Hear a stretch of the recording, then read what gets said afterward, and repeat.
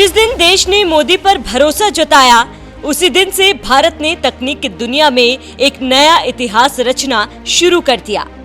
प्रधानमंत्री नरेंद्र मोदी ने जब पहली बार देश की कमान संभालने की शपथ ली, ठीक 11 साल बाद यानी कि 26 मई 2025 को गुजरात के दाहोद में दुनिया का सबसे आधुनिक और शक्तिशाली रेल इंजन D9 बना।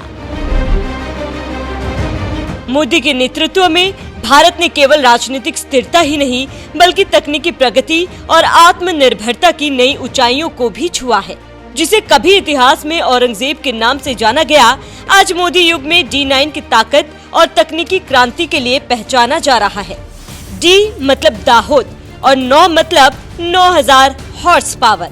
बता दें कि यहाँ बनने वाला D9 इंजन खरीदने के लिए यूरोप और अफ्रीकी भी लाइन में लगे हुए हैं, क्योंकि ये दुनिया का सबसे सस्ता लेकिन सबसे एडवांस सुविधाओं से लैस इंजन है। इसीलिए हर भारतीय गर्व से कहता है कि proudly make in India, truly made in India. लेकिन इसमें भी लोग राजनीति करने से बाज नहीं आ रहे। पीएम मोदी बिहार गए तो लोगों ने कहा कि चुनाव में ऑपरेशन सिंदूर का फायदा उठाने आ गए, लेकिन गुजरात में ना तो कोई चुनाव है, ना ही अगले 1 साल में होगा। फिर भी मोदी जी ने ऑपरेशन सिंदूर की जीत की चर्चा की। इससे साफ है कि मोदी सेना पर पॉलिटिक्स नहीं करते।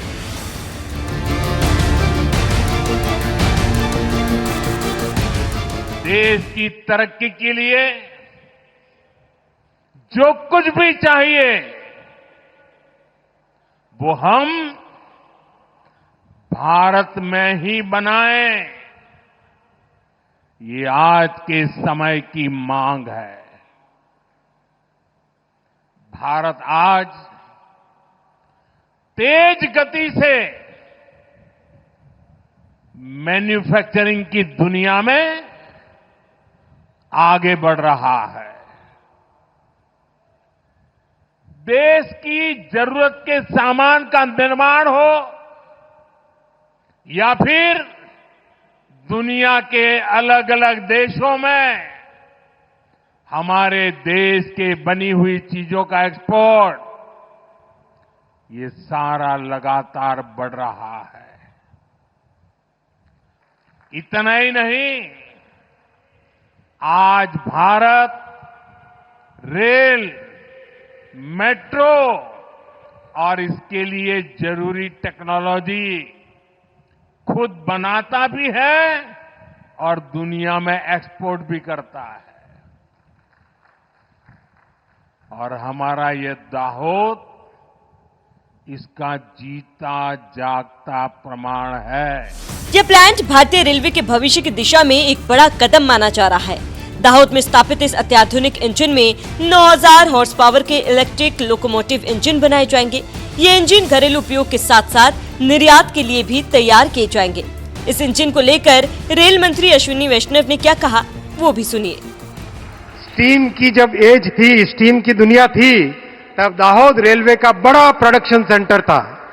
लेकिन स्टीम इंजन हटने के बाद में दाहोद में कामकाज कम हो गया। इसका दाहोद की अर्थव्यवस्था पर बड़ा फर्क पड़ा।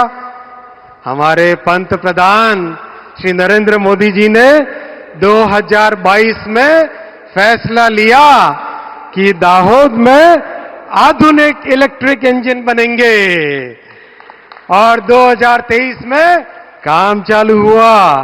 आज एक आधुनिक फैक्ट्री बनकर तैयार है। साथियों, लगातार झंडा फहरा के प्रधानमंत्री जी का अभिवादन करते रहो।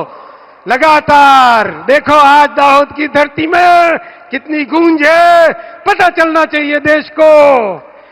साथियों, आप देखो इस दाहोद की भूमि से न केवल भारत के रेलवे नेटवर्क में 9000 हॉर्स पावर के इंजन चलेंगे, बल्कि दुनिया भर में made in Dahod engine export होंगे।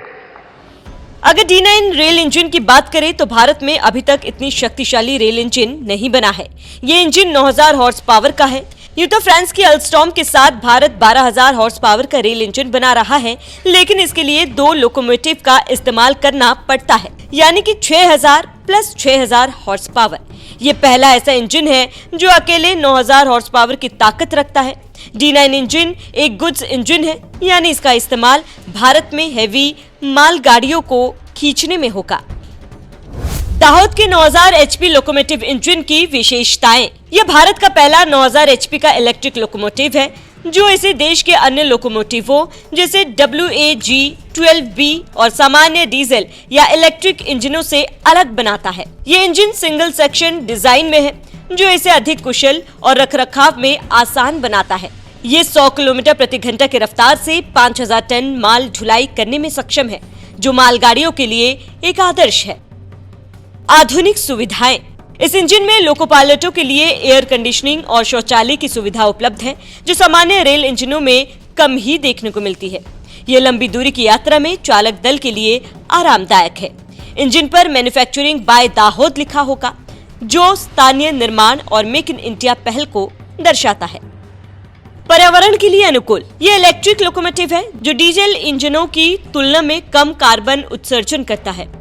भारतीय रेलवे का 80% से अधिक विद्युतीकरण हो चुका है और ये इंजन पर्यावरणीय दृष्टिकोण से उन्नत है।